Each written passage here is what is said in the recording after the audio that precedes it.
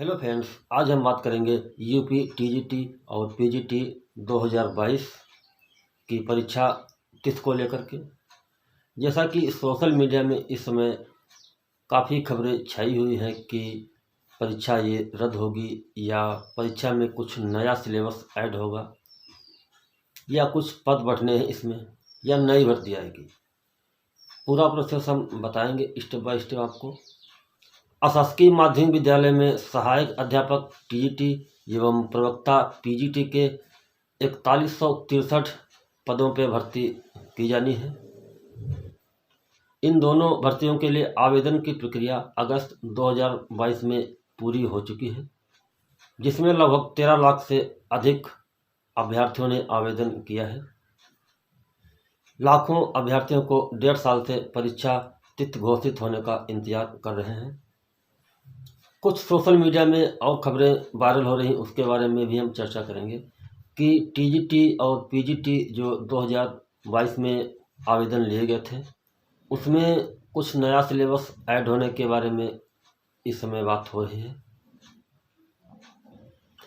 तो उसमें ये कहा जा रहा है कि कुछ जीएस का पार्ट शायद परीक्षा में पूछा जाएगा। तो ऐसा फ्रेंड अभी तक कोई ऑफिशियल नोटिस तो नहीं है कि जो पीछे हमारा फॉर्म सबमिट हुआ है उसमें कुछ सिलेबस में चेंजिंग हो, क्योंकि जब आवेदन लिए गए थे तो सारा कुछ उसमें दिखाया गया था कि ये सिलेबस है एक विषय से, या जो आपका विषय है वही होगा। सामान्य धन जैसे ईएलटी में होता है उस प्रकार की कोई सूचना अभी ऑफिशियल नहीं है, तो इस भ्रांति में आप न आए। और ये कहा जा रहा है कि ये परीक्षा रद्द होगी। कई यूट्यूब चैनल इस बारे में बता रहे हैं कि परीक्षा रद्द होगी, नए पद जोड़ करके नए फार्म और लिए जाएंगे तब ये परीक्षा होगी। ऐसा कुछ अभी शिक्षा सेवा चयन आयोग की तरफ से कुछ नई ऑफिशियल नोटिस दी गई है। तो इस भ्रांतियों में आप न रहें, अपनी परीक्षा की तैयारी करते रहें, क्योंकि परीक्षा तो होनी ही है। कब होगी अब ये तो हम नहीं बता सकते हैं। और आने वाले समय में नई भर्ती जो लमसम ये सुनने में आ रहा है कि 19 से 20 हज़ार भर्तियाँ होंगी यूपी टीजीटी और पीजीटी दोनों में मिला करके। तो आप तैयारी करते रहें, आगे उसका आपको लाभ मिलेगा। अब थोड़ी हम बात कर लेते हैं नए शिक्षा चयन आयोग के संबंध में। नए शिक्षा आयोग के अध्यक्ष और सदस्य के लिए आवेदन मांगे गए हैं, वो 15 जनवरी तक। शासन ने नए शिक्षा आयोग और सदस्य के नियुक्ति के लिए आवेदन मांगे हैं। आवेदन की प्रक्रिया 15 जनवरी 2024 तक पूरी करनी है। उसके बाद जो आवेदन आएंगे उनकी स्क्रीनिंग होगी और इस प्रक्रिया में 15 दिन का समय और लग सकता है। तो मान के चलिए ये जनवरी पूरी इसी में बीत जाएगी।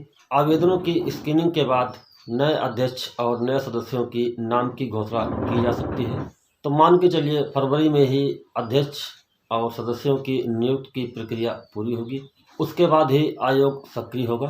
परीक्षा तिथि पर निर्णय आयोग के अध्यक्ष और सदस्य को ही लेना है।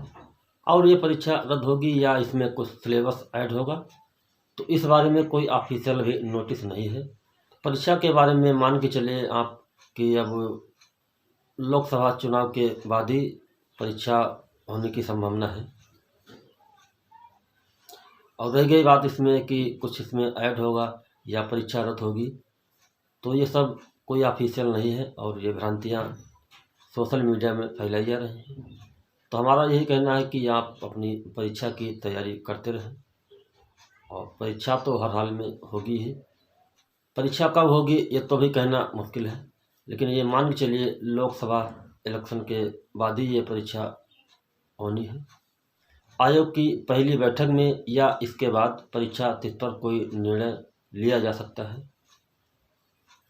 तो फ्रेंड ये थी जानकारी, कैसी लगी? अगर आपको पसंद आए तो लाइक, कमेंट, शेयर और सब्सक्राइब जरूर कीजिएगा। Thanks for watching.